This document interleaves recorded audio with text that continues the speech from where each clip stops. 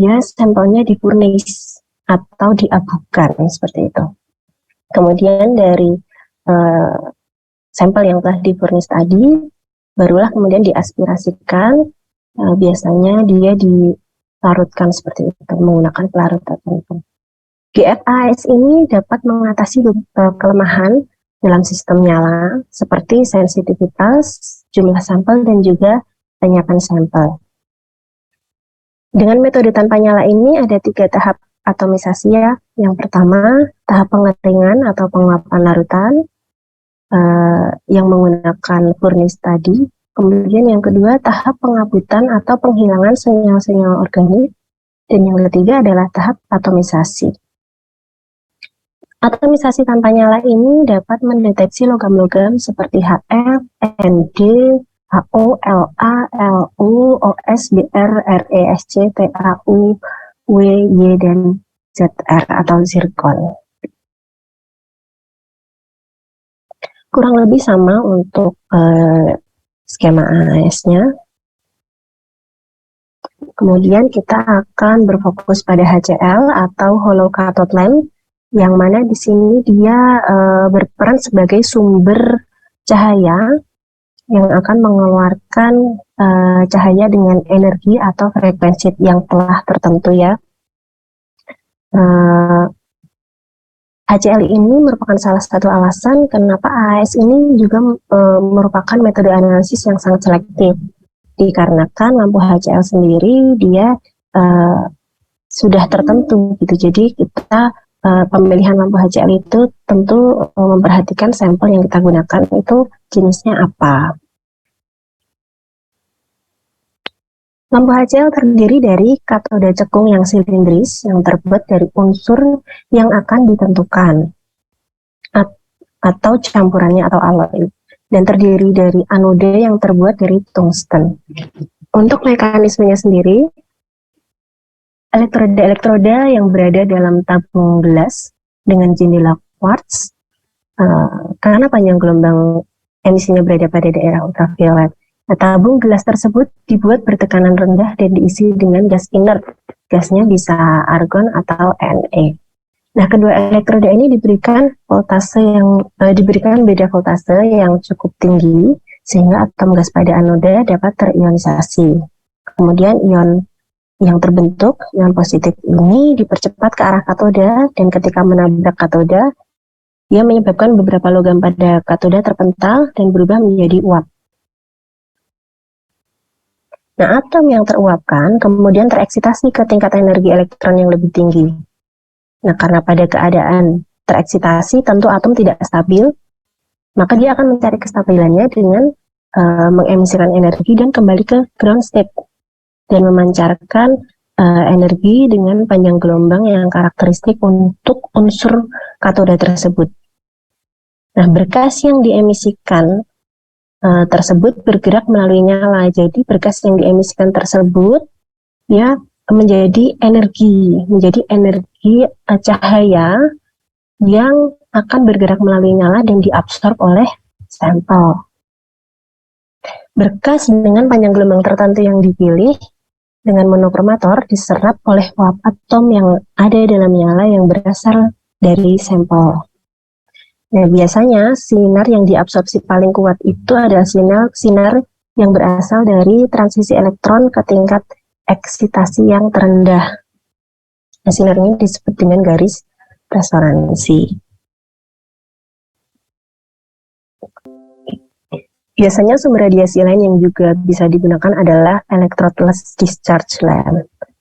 Lampu ini prinsip kerjanya mirip dengan HCl tapi mempunyai output radiasi yang lebih tinggi. Biasanya digunakan untuk analisis unsur-unsur seperti AS dan Se. Karena untuk analisis unsur-unsur tersebut, penggunaan lampu HCl mempunyai sinyal yang lemah atau kurang stabil, sehingga lebih cocok digunakan electrodeless discharge lamp. Kemudian metode lain yang bisa digunakan yaitu cold vapor and hydrate generation atomic absorption. Jadi beberapa unsur seperti merkuri, selenium, atau arsenik tidak bisa untuk dianalisis menggunakan AAS dengan sistem nyala yang biasa karena dia sangat volatil gitu. All too volatile to be measured by flame or furnace techniques. Jadi dia tidak bisa tidak bisa dianalisis menggunakan sistem nyala yang biasa ataupun dengan graphite furnace. Jadi harus menggunakan cold vapor atau hydrate generation. Yang pertama untuk cold vapor and hydrate generation atomic absorption atau disingkatnya CVAA ya. Dia biasanya untuk analisis merkuri. Nah, merkuri atau merkuri bebas itu kan dia ada di temperatur ruang. Jadi dia tidak perlu menggunakan pemanasan. Sampel may contain Hg0, Hg22+, atau Hg2+. Pada metode ini, yang untuk analisis merkuri, biasanya dia direduksi secara kimia ke kondisi atomnya, ke kondisi atomiknya. Jadi dia akan direduksi secara kimia untuk menjadi Hg0 dengan melalui reaksi dengan agen pereduksi yang kuat seperti SnCl2 ataupun NaBH4 pada suatu chamber gitu. Nah, Hg ini kemudian dibawa melalui aliran gas ke sel absorpsi. Jadi pada metode ini dia tidak digunakan temperatur, tidak digunakan pemanasan ataupun nyala. Kemudian untuk yang hydrate generation atomic absorption atau HGAA, biasanya untuk analisis unsur seperti AS dan SE. AS ini biasanya dia dalam bentuk ASH3 atau SeH3 karena dia dari namanya aja hydrate generation atomic absorption ya. Dia dibuat dari reaksi sampel yang mengandung AS dan Se yang direaksikan dengan NaBH4. Dia menggunakan setup yang sama dengan FAAS, hanya saja nanti ada perbedaan dalam nebulizer untuk modul hydrate generation ini.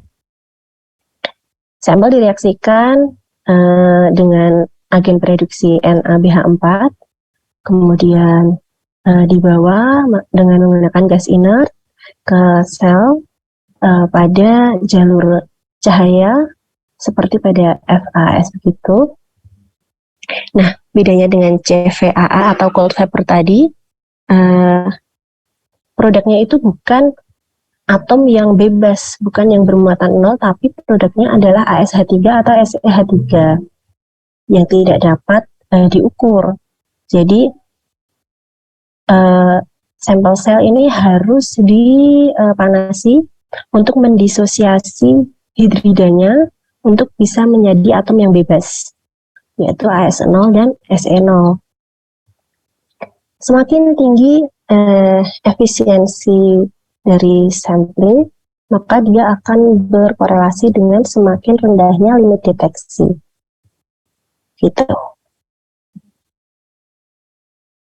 Biasanya gangguan-gangguan yang ditemui dalam AS ada beberapa hal. Bisa ada gangguan ionisasi, gangguan pembentukan senyawa refraktori yang tahan panas, bisa juga gangguan fisik alat.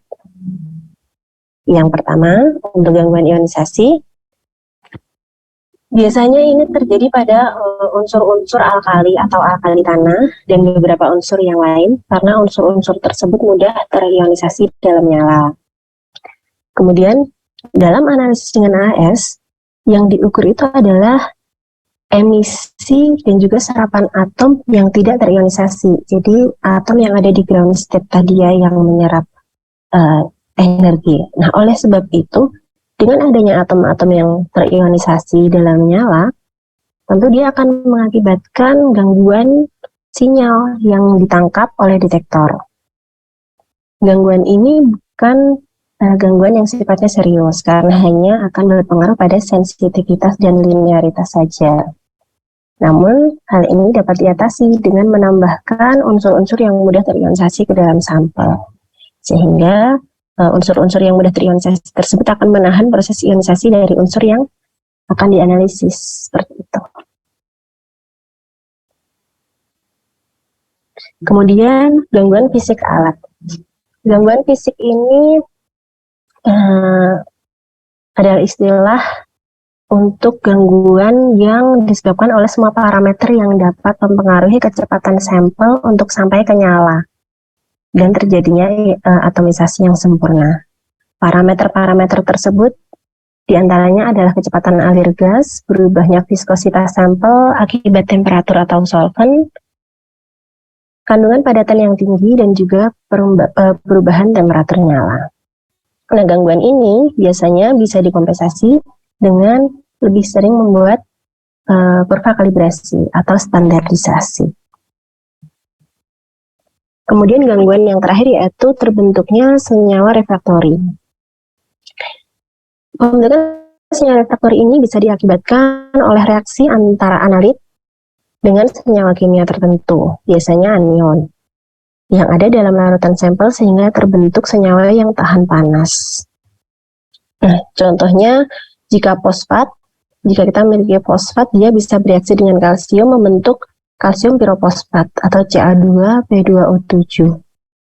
Nah, pembentukan senyawa yang tahan panas ini, dia menyebabkan berkurangnya absorpsi ataupun emisi atom kalsium dalam nyala. Nah, solusinya kita bisa menambahkan, contohnya dengan menambahkan strontium klorida atau lantanum nitrat ke dalam larutan.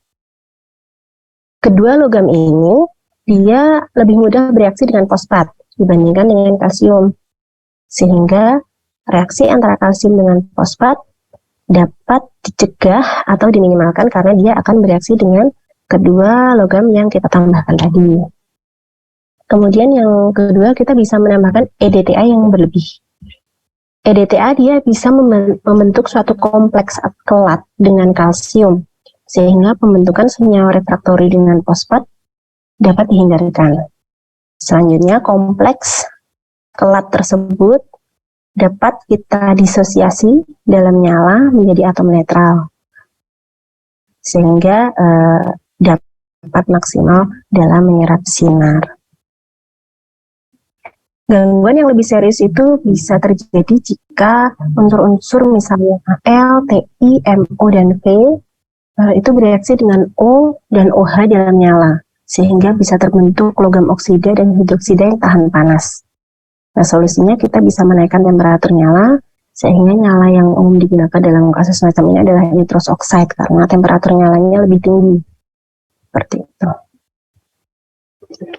Beberapa contoh dari aplikasi AAS ya, kita bisa menganalisis atau menentukan kadar timah hitam dalam darah.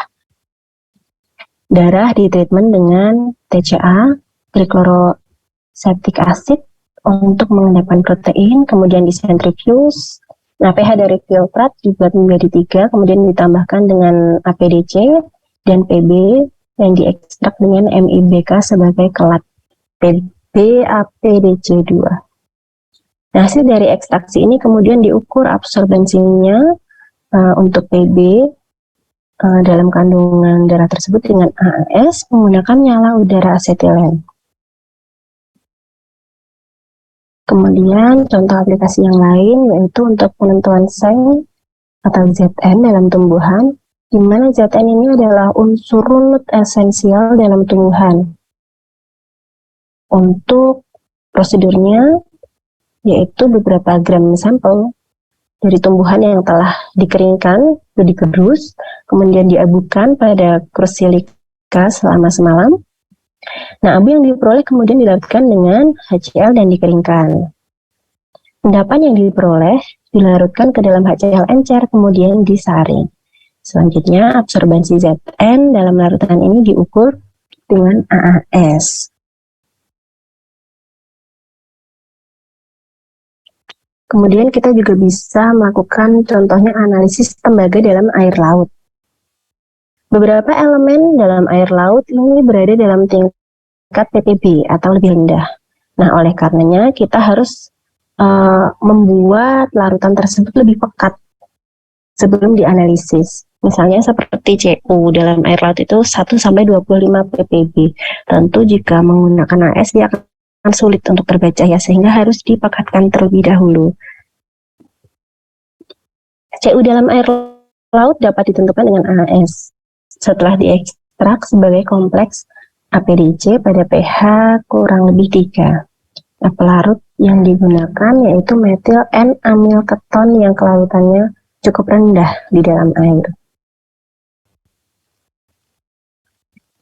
Kemudian untuk analisis sampel udara, kita juga bisa contohnya untuk menganalisis kandungan berilium dalam partikel udara. Partikel dikumpulkan dengan kertas selulose asetat membran.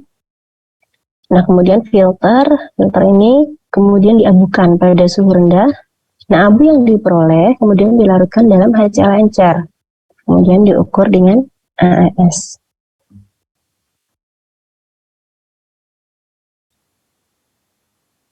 Kemudian untuk Na, K, Mg, dan Ja dalam semen. Kita bisa menganalisis unsur-unsur yang berada di dalam semen. Untuk prosedurnya, sampel didekomposisi dengan HCl. Jadi untuk dekomposisi sampel umumnya digunakan HCl. Kemudian diuapkan sampai kering. Nah, endapan yang diperoleh dilarutkan kembali dengan 4 molar HCl, kemudian diencerkan. Larutan yang diperoleh kemudian diukur absorbensinya untuk mengetahui masing-masing absorbensi dari unsur di atas. Gangguan dari fosfat, silikon, dan aluminium pada pengukuran absorbensi Ca ini dapat dihilangkan dengan menambahkan strontium konsentrasi tinggi, seperti yang tadi dijelaskan ya. Kemudian, jika tadi kita membahas tentang AHS, jadi kita akan berfokus pada AHS, spektroskopi serapan atom. Tapi di sini saya juga akan memberikan insight tentang spektroskopi lain, beberapa spektroskopi lain yang menggunakan fluoresensi ataupun mungkin juga emisi seperti itu. Nah, ini untuk tambahan pengetahuan kalian saja. Spektrometri fluoresensi atom. Kita bisa sebut juga AFS, Atomic Fluorescence Spectrometry. Metode ini atau instrumentasi ini jarang dipakai ya, dibandingkan dengan AAS. Tapi untuk beberapa unsur tertentu, dia sebenarnya bisa memberikan sensitivitas yang sangat tinggi gitu. Bahkan limit deteksi dari AFS ini paling rendah yang pernah dilaporkan untuk metode analisis dengan spektrometri seperti itu. Nah, sebagai contoh, batas deteksi untuk analisis PB yang pernah dilaporkan dengan metode ini yaitu 0,05 pikogram per mililiter, yang berarti ini ekuivalen dengan 250 atom per meter kubik.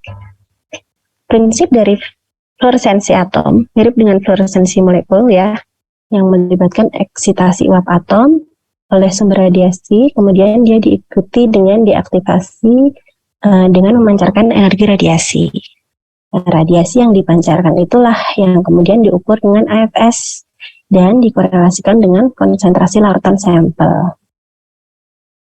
Jadi bedanya dengan AS, jika AS yang dikorelasikan dengan konsentrasi adalah absorbensinya atau radiasi yang diabsorpsi, sedangkan untuk AFS ini adalah radiasi yang dipancarkan dari emisi yang dikorelasikan. Macam-macam fluoresensi atom ada 3 macam, yaitu fluoresensi resonansi, bukan resonansi, dan sintetik. Untuk fluoresensi resonansi, atom akan mengabsorpsi radiasi dan memancarkan kembali pada panjang gelombang yang sama. Resonansi jenis ini ditunjukkan misalnya oleh atom Zn pada panjang gelombang 213,86, Mi pada 232, dan Pb pada 283,31. Nah, untuk fluoresensi non-resonansi bisa terjadi jika panjang gelombang eksitasi berbeda dengan panjang gelombang emisi fluoresensi. Di sini ada 2 tipe fluoresensi, yaitu fluoresensi direct line dan stepwise line.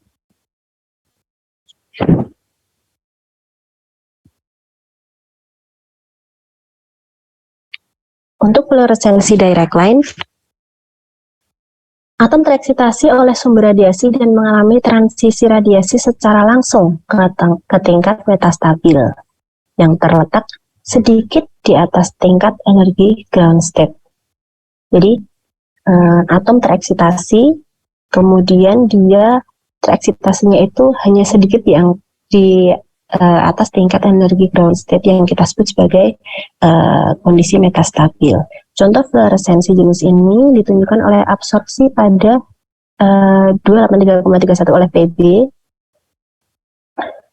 yang dalam keadaan ground state kemudian diikuti oleh emisi fluoresensi pada 405,78. Nanti setelah ini akan ada gambarannya seperti apa fluoresensi direct line itu.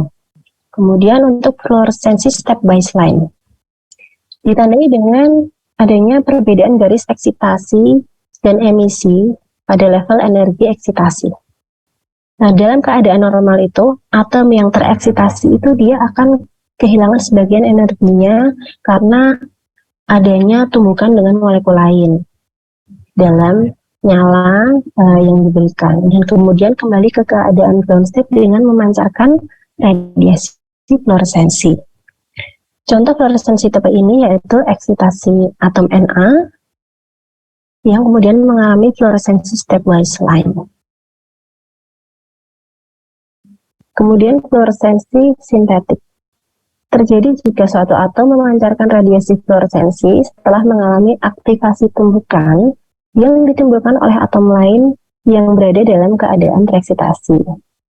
Jadi yang dibuat tereksitasi adalah atom lain, bukan atom yang akan berfluoresensi. Atom lain ini kemudian akan menumbuk atom yang akan dianalisis sehingga atom analit akan memancarkan radiasi fluoresensi. Contohnya, atom talium dalam campuran uap atom Hg dan Ta. Jika campuran gas tersebut dikenai sinar pada panjang gelombang eksitasi Hg 253,65, maka Hg akan tereksitasi dan menumbuk atom-atom talium. Akibatnya atom-atom talium akan memancarkan radiasi fluoresensi pada panjang gelombang tertentu. Dan berikut ini gambaran dari diagram skematik beberapa fluoresensi tadi. Jadi di sini untuk fluoresensi resonansi, di mana dia untuk panjang gelombang absorbansinya, dia akan tereksitasi dari ground state ke excited state dan kembali dengan normal dari excited state ke ground state dengan memancarkan fluoresensi, di mana panjang gelombang absorbansi sama dengan panjang gelombang fluoresensi. Kemudian ini adalah gambaran untuk fluoresensi direct line, di mana dia dari ground state ke excited state, kemudian memancarkan kembali energi, tetapi panjang gelombang absorbansinya tidak sama dengan panjang gelombang fluoresensinya, karena dia tidak kembali lagi ke keadaan awal. Kemudian untuk fluoresensi stepwise line, dia bisa terjadi suatu eksitasi, nah kemudian terjadi deaktivasi tumbukan yang kemudian bisa terjadi karena dia terjadi tumbukan dengan molekul-molekul lain ketika dipaparkan suatu nyala seperti itu. Nah kemudian setelah deaktivasi tumbukan itu barulah dia terjadi fluoresensi. Nah di sini juga absorbensinya tidak sama dengan fluoresensi. Nah ini adalah gambaran yang sebaliknya, di mana kondisi dari keadaan tereksitasi ke metastabilnya dia berbeda dengan atau tidak sama dengan ketika dia menyerap energi dari ground state ke excited state. Kemudian ada juga yang namanya spektroskopi atom emisi. Ini bisa berdasarkan pada atomisasi menggunakan plasma, arc, dan spark. Prinsipnya sama dengan spektroskopi emisi nyala, hanya saja sumber eksitasi atom saja yang kemudian menggunakan plasma atau arc atau spark seperti itu. Nah, untuk klasifikasi lengkapnya disajikan dalam tabel yang bisa kalian baca. Di sini ada AES, Atomic Emission Spectroscopy, ICP, BCP, arc source emission spectroscopy dan juga spark source emission spectroscopy.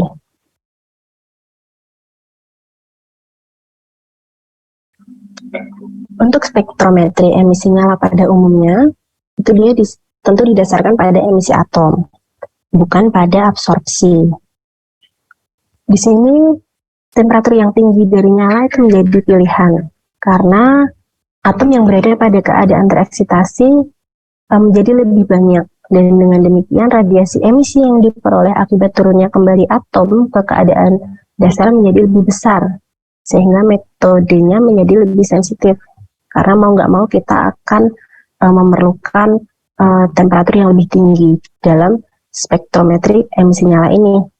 Namun, pada kenyataannya, ketika kita memaparkan suatu nyala pada atom, itu hanya sedikit saja atom yang bisa tereksitasi. Jadi kebanyakan dia tetap ada di ground state, tidak tereksitasi, meskipun nyala telah dibuat sangat tinggi temperaturnya. Nah, oleh sebab itu, spektroskopi emisi atom ini relatif kurang populer jika dibandingkan dengan AS ya. Dimana AS tadi kan dia memfokuskan pada atom yang di ground state yang tidak tereksitasi.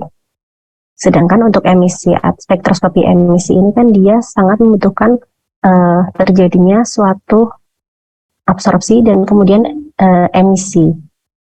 Namun jika hanya sedikit saja atom yang tereksitasi, tentu yang akan teremisi juga hanya sedikit, sehingga untuk metode ini memang relatif kurang populer.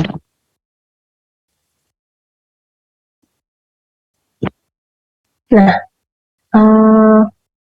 untuk unsur-unsur Ca, K, Na, dan Rb, metode menggunakan spektrometri emisi nyala ini dia relatif masih banyak dipakai ya, karena sensitivitasnya yang cukup tinggi. Nyala yang digunakan pada spektrometri emisi, absorpsi, dan fluoresensi atom serta suhu nyalanya ada disajikan dalam tabel di sini.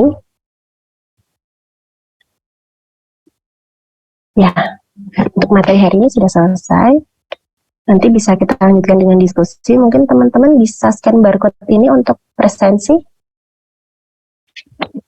Mungkin saya kasih waktu 5 menit untuk presensi ya.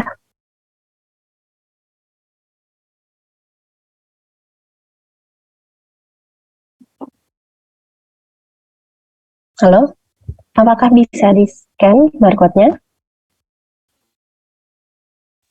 Bisa, Bu. Bisa, Bu.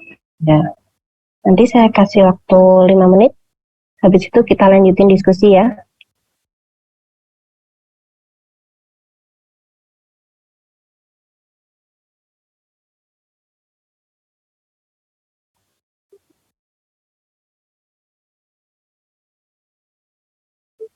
Permisi Bu, Ya. izin masuk Bu. Saya atas nama Rido, untuk presensi tidak ada respon Bu, jadi tidak bisa. Nggak bisa di scan. Kalau yang lain gimana? Yang lain? Ada yang bisa Kak? Bisa ya? Bisa Bu. Bisa Bu. Oh ya, untuk Rido nggak apa-apa kalau nggak bisa, nanti saya scan manual. Nanti saya masukkan manual. Permisi Bu, mohon maaf, Ya. saya juga belum bisa Bu. Oh gitu. Jadinya ada yang bisa, ada yang enggak ya? Terima kasih Bu. Bentar. Soalnya ini saya lihat juga nggak semuanya datang kan ya. Jadi nanti kalau saya harus ngecek satu-satu agak repot gitu. Ini aja yang nggak bisa presensi melalui barcode siapa aja? Saya catat. Yang pertama Rido tadi, terus? Saya juga belum bisa presensi lewat barcode Bu. Atau ini yang nggak bisa presensi lewat barcode bisa tulis di kolom chat ya.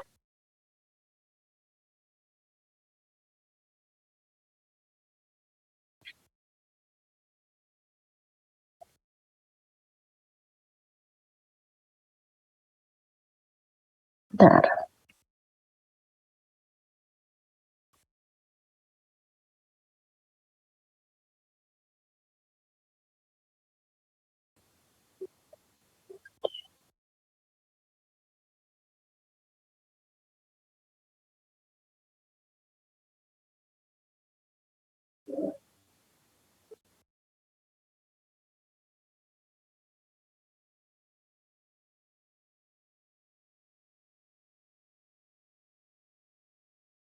Yang lain udah atau ada yang belum bisa?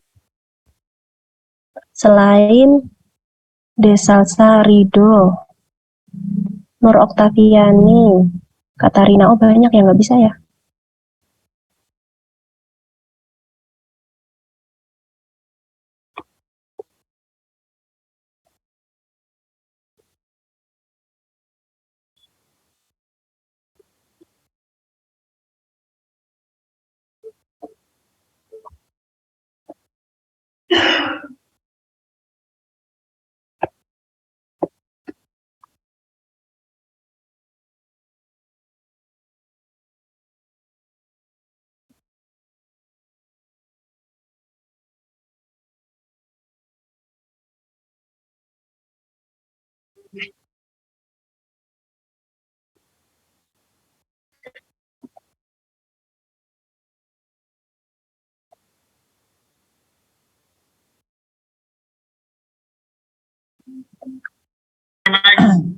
Oke, kalau yang nggak bisa, tolong ditulis di kolom chatnya berurutan gitu, 1, 2, 3 siapa gitu ya. Biar saya nanti lebih mudah dalam melakukan presensi manualnya.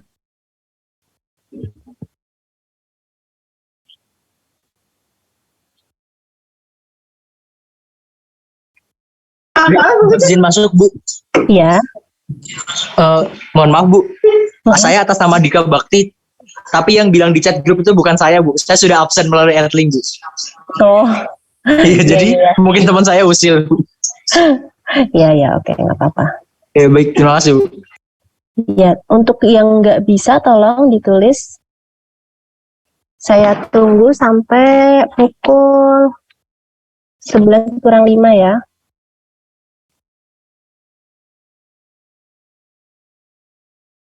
Ini nanti yang akan saya absenkan secara manual, hanya yang menulis berdasarkan urutan yang sudah ditulis di kolom chat ya.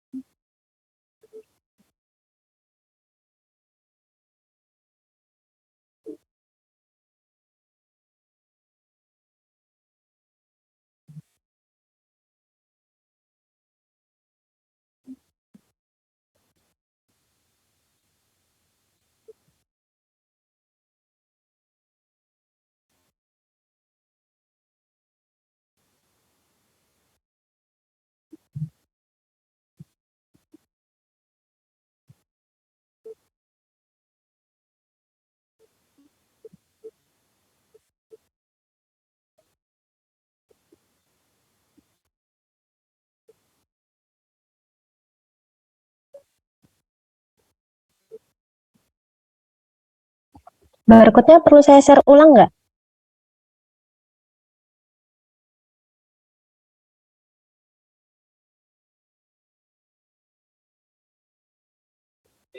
Sepertinya tidak perlu, Bu. Oke, yaudah kalau gitu kita lanjut aja ya untuk diskusi ya. Ini berarti yang nggak bisa absen 6 orang. Oke.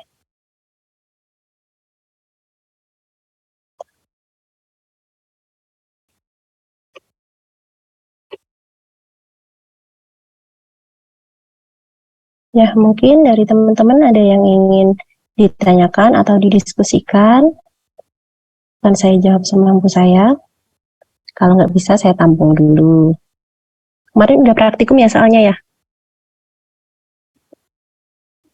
Iya, Bu. Praktikumnya di mana? Di UII ya? Iya, Bu, di UI. Dia nih, AS yang menggunakan nyala.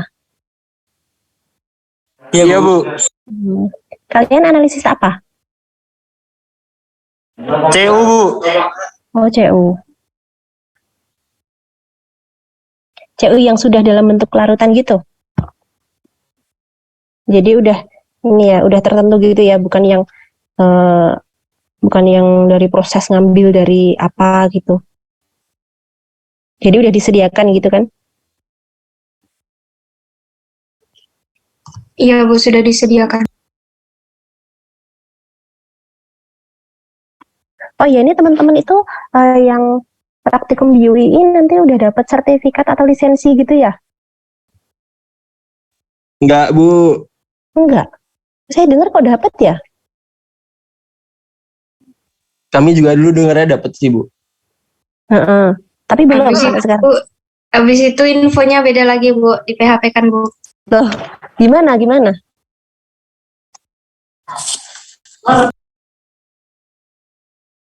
Kan ini saya kira kan ke UII itu kan akan di sana bisa ini sekalian kayak dianggapnya training gitu ya, nanti bisa dapat lisensi.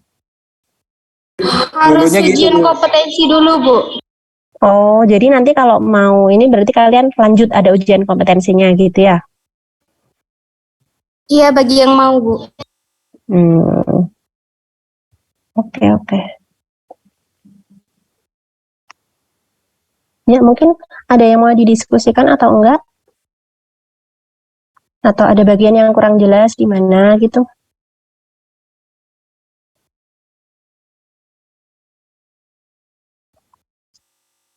Kemarin UTS gimana, lancar?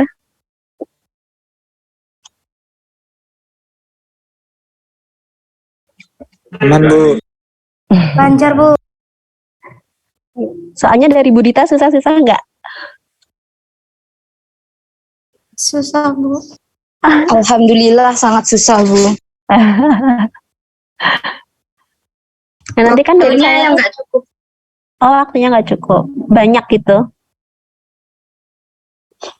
Iya ada soal yang satu tuh prosesnya panjang. Jadi waktu itu ada yang cukup sih Bu. Ada kalau saya soal ketiga tuh jadi nggak sempat dikerjain. Ya. Mungkin kemarin yang pernah satu materi saya kasih sebelum UTS nanti masuk ke UAS ya. Karena kemarin nggak saya masukkan ke UTS ya. Mungkin nanti kita sekitar 4 pertemuan, nanti yang minggu depan HPLC sama GC saya gabung, minggu terakhir PH Meter, terus 1 minggu setelah itu kita ada kuis, rencananya seperti itu. Mungkin nanti kalau ada perubahan nanti saya kabari lewat di Angel ya. Itu kemudian kalian dilanjut dengan praktikum di ini kalau nggak salah. Praktikum di apa sekarang disebutnya ya? Dulu PRTA sih. Ya praktikum dengan alat-alat yang ada di PRTA gitu ya. Yang IR, XRF, XRD nggak sih kalau nggak salah? Nah itu nanti jadinya saya nggak ngasih materi tentang IR, XRF, XRD. Karena tadinya saya pikir itu kasih materi, tapi ternyata itu diintegrasikan sama praktikum gitu. Jadi mungkin nanti pas praktikum juga akan dijabarkan atau dijelaskan mungkin ya. Saya kurang tahu sih. IR enggak ya? IR udah kemarin ya? UII ya?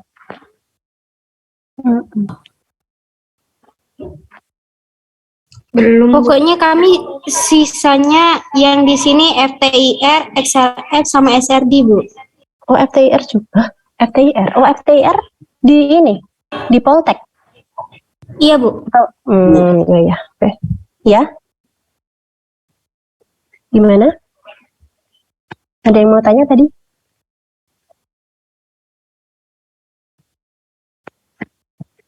Di 26 partisipan, siapa aja nih? Permisi Bu, izin bertanya. Ya.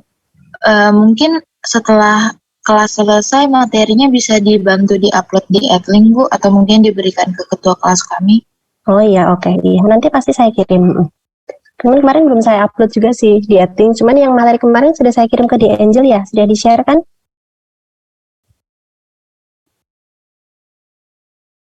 Sudah Bu. Oke. Nanti yang materi ini juga insya Allah akan segera saya share. Baik Bu, terima kasih Bu.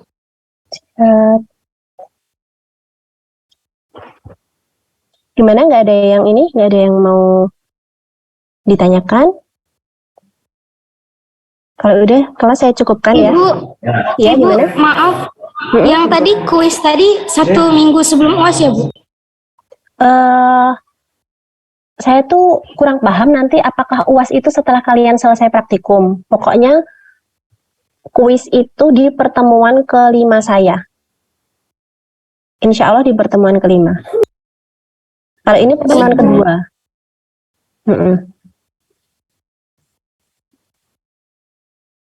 Baik, kalau gitu kelas saya cukupkan. Terima kasih teman-teman. Sehat semua ya. Assalamualaikum warahmatullahi wabarakatuh. Terima kasih, Bu. Ya, Terima kasih, Bu. ya, Terima kasih Bu. ya, ya. Saya izin live ya.